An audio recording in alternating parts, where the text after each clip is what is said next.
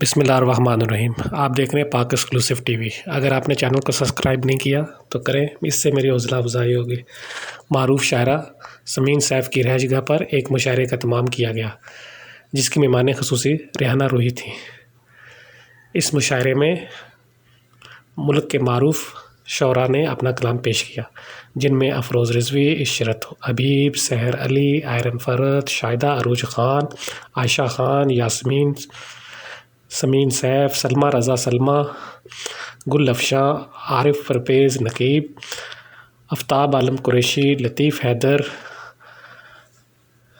شوکت علی، علی کوثر، یاسر سعید، شاہ فہد اور دیگر نے اپنا کلام پیش کیا اور خوب داد حاصل کی۔ اس موقع پر سمین سیف نے کہا کہ یہ ایک نئی روایت میں نے قائم کی ہے کہ اپنی رہائش گاہ پر مشاعرہ کیا اور سب لوگوں نے شرکت کے میری حوصلہ افزائی کی۔ شکریہ۔